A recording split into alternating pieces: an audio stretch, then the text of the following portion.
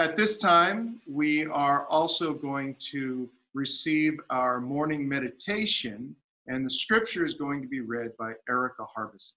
The words will appear on your screen. It's going to be from John chapter 6, verses 5 through 13. When Jesus looked up and saw a great crowd coming toward him, he said to Philip, "Where shall we buy bread for these people to eat?" He asked this only to test him, for he already had in mind what he was going to do. Philip answered him, "It would take more than half a year's wages to buy enough bread for each one to have a bite." Another of his disciples, Andrew, Simon Peter's brother, spoke up. "Here is a boy with 5 small barley loaves and 2 small fish. But how far will they go among so many?" Jesus said, "Have the people sit down." There was plenty of grass in that place, and they sat down. About 5,000 men were there. Jesus then took the loaves, gave thanks, and distributed to those who were seated as much as they wanted. He did the same with the fish. When they had all had enough to eat, he said to his disciples, "Gather the pieces that are left over. Let nothing be wasted." So they gathered them and filled 12 baskets with the pieces of the 5 barley loaves left over by those who had eaten. So we just saw John chapter 6, verses 5 through 13. This appears in the other Gospels. In John chapter 6, verses 1 through 15 is the more complete version. We also see Luke chapter 9, 10 through 17, Mark 6, 30 through 44, and Matthew chapter 14, verses 13 through 21. And it's interesting, this echoes a little bit of what is seen in 1st and 2nd Kings. 1st Kings, we see Elijah in chapter 17, verses 7 through 16, and he is feeding a woman and her child through a little bit of oil and a little bit of flour. Feel free to look those up. And we also have in 2 Kings chapter 4, starting at about verse 42, Elisha is feeding 100 people. And it's very interesting to take note that Jesus, when he did this, was viewed as one of the prophets, as John chapter 6, verse 14 and 15 start bringing in. And it reflects some of the things of the Old Testament. Jesus did a lot of things that mirrored the things that prophets did in Moses and Abraham. And some people were confused, or they thought, is this the reincarnation? And they knew when signs like this happened that great things were about to happen in the area. So today we're going to focus on John chapter 6, and we'll say that John chapter 6 and Mark chapter 6, both of those are really thorough, detailed message of all of this. Luke is kind of the middle of the ground, and Matthew's the bare bones. And some of the ways you could look at this is really thorough and maybe even a primary source is that when they sat down in the grass. We also see in Mark's version, the grass was green. We see little things. Then as they go moving on, then we see that there's a little bit of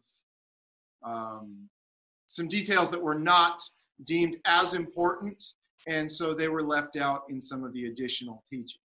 Again, this is 4 different viewpoints, and in these viewpoints, some things are put out and other things are left in, and it adds to the story. And it's the same thing as if 4 people were in a room today and one person told another person told another person. We get a couple primary sources, a couple secondary sources, and it's the same story, but a little bit different, especially if you're in the front, back, left, or right.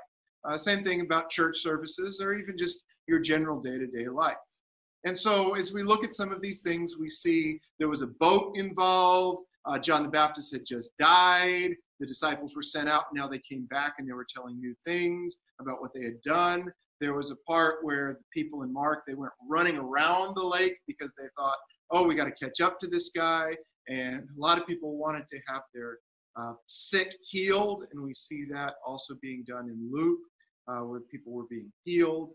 And there were a lot of little changes. But the main pieces that we see here is that there were 5,000 men who were fed. Now, we also note in a couple of the other passages, it says that there were also women and children in addition. And I'd like us just to look at some of the aspects of the story, because it really brings some questionable things to mind. And it also brings some, we'll say, supernatural things to mind, in that, how did this happen? Why is this story in the Bible? And what are we looking at? And wow, look at that. I've sat down in the green grass. Technology, right? And so as we just looked at this scripture and we see the gems that come out, we can see that God had a special work that he was going to be doing with this. He asked them to feed this group of people. And Philip says, nah, we don't have enough money. Half a year's wages is not going to pay these people. Send them away, Jesus. We can't do this. And in fact, Jesus said, no, you guys feed them. We cannot. They need to go. And Jesus looked at them and he had compassion on them, for they were like sheep without a shepherd. They were harassed, and he just looked at them and said, I have compassion. Not only did he heal them, he preached to them, and now he's going to feed them. This is important because sometimes we look at these things and, okay, Jesus fed 5,000 people. How did he do that? There's a lot of reasons for this. The first one is, again, he had compassion on them. He is not asking these people to become his disciples. In fact, at the end of this passage in verse 15, he has to retreat because he knows these guys saw an amazing thing and they're about to take him into Israel to make him king by force in the city of Jerusalem. Now, this is going to be something he comes up in Palm Sunday. It's about to happen. But Jesus said, now is not the time, and I'm not about to come in at it like you guys are a soldier, an army, going to fight for me. I have to do this on my terms. I have to do this on the terms that were set aside for me by my Father in heaven. So God, in the form of Jesus, comes and he tells these people, sit down. Groups of 50s and 100s on the grass. And so the people are doing this. And meanwhile, the disciples are like, are we going to feed these guys? So Andrew comes up. He shook down this little teenager, this boy maybe, and he takes his money and he takes his lunch. He's the bully of the schoolyard, perhaps. He's got a brother, Peter, and he's a big lumbering type of guy man who works with his hands. And so the two of them probably were, they probably intimidated this little boy. And they took his money and they took his lunch and they brought him over to Jesus, metaphorically his money. Let's just say his lunch money. So they brought him over to Jesus. They shook him down and they said, this is what we've got. 5 loaves and 2 fish. So again, people are sitting down. Jesus goes about giving thanks, breaking the bread, and what does he do? Feeds the people. He feeds them so much so that he tells them, the disciples, gather up the extras. Pick up everything so that none is wasted. Now that's a big thing, because now we have disciples who have been following Jesus. Some of them have just gone out and done miraculous things, and they've come back to tell Jesus the things in which they've done. And John the Baptist has just been killed. So Jesus is sorrowful inside. The disciples are excited about things. But here, Jesus eclipses what they could have done. They come back to say these things, and Jesus says, watch out for the power of God. And he goes about doing these great things. In so doing, not only is Jesus making sure to take care of the needs of the people, he has compassion on them, he feeds them.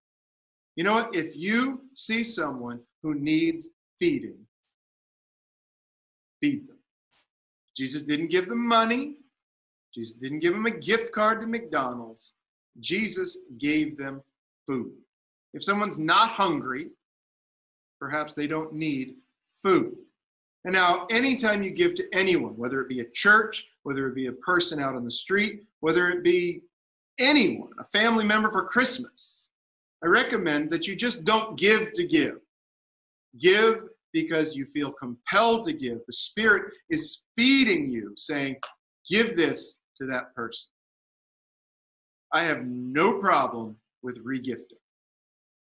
My wife has no problem with regifting. Why? Because if it will get something out of my house to your house that's in good condition because I'm saving it for I don't know what, but it'll go to somebody else who can actually use it, she is super happy to get something out.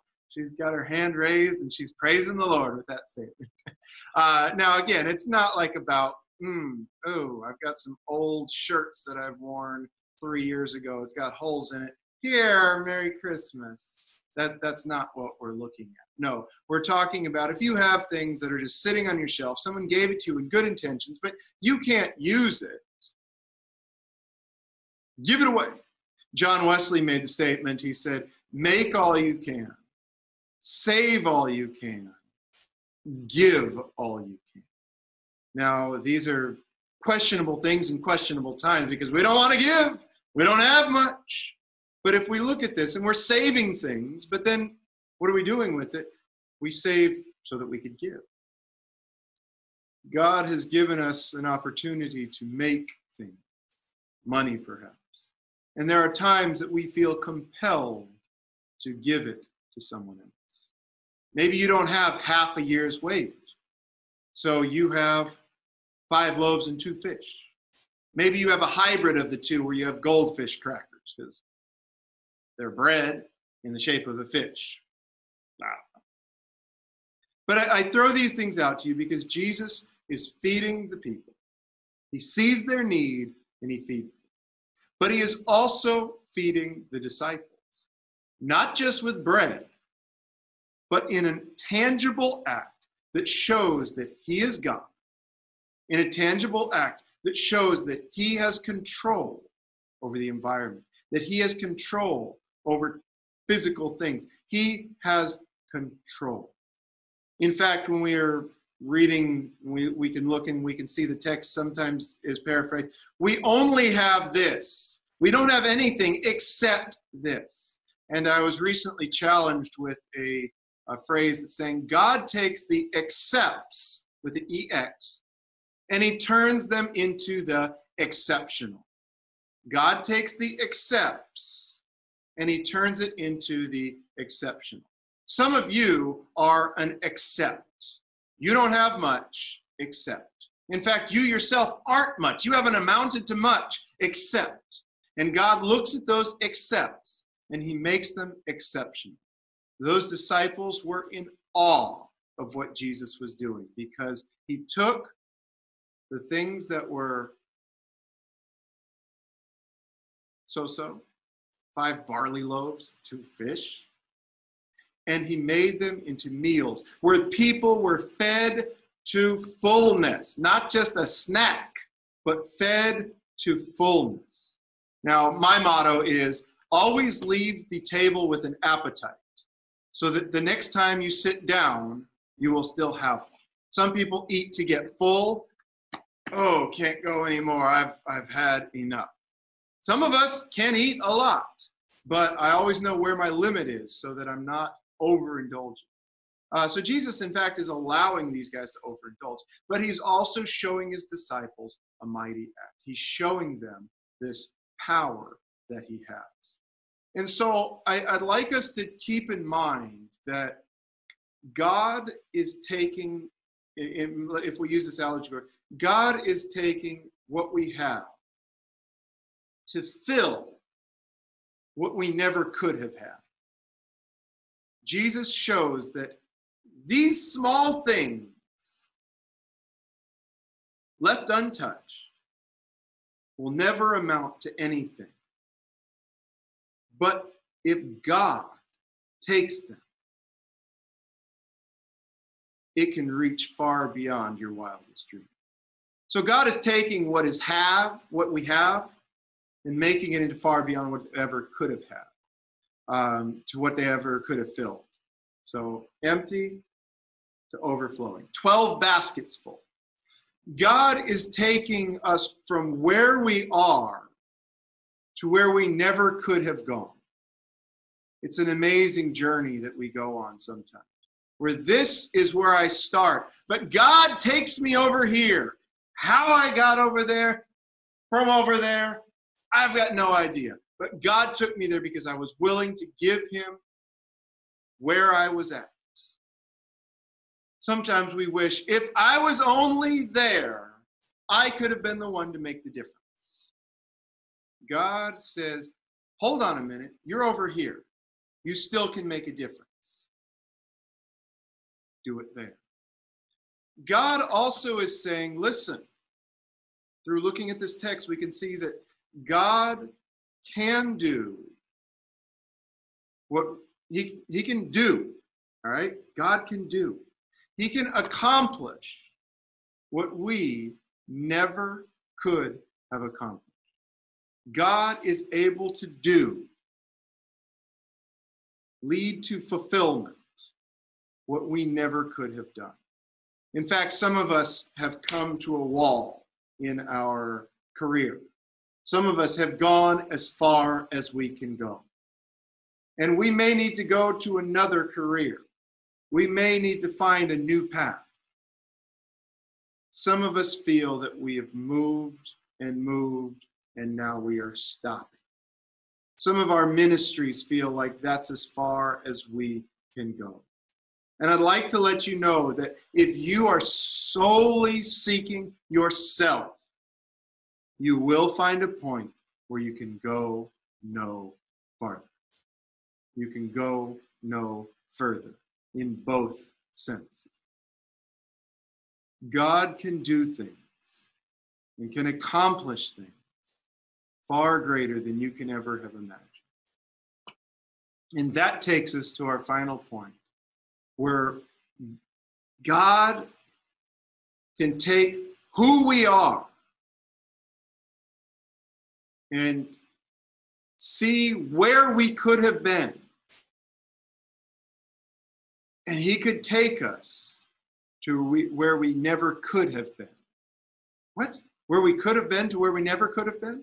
God sees where we could have peaked, but God takes us to a spot that, left to our own devices, we never would have reached. And so many times, too many times, just the amount that this is the limit, and we're thinking, this is it. This is the best it's going to get.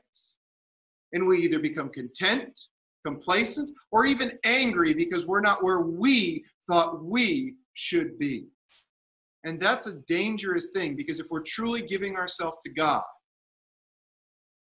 are we in the car we want to be in?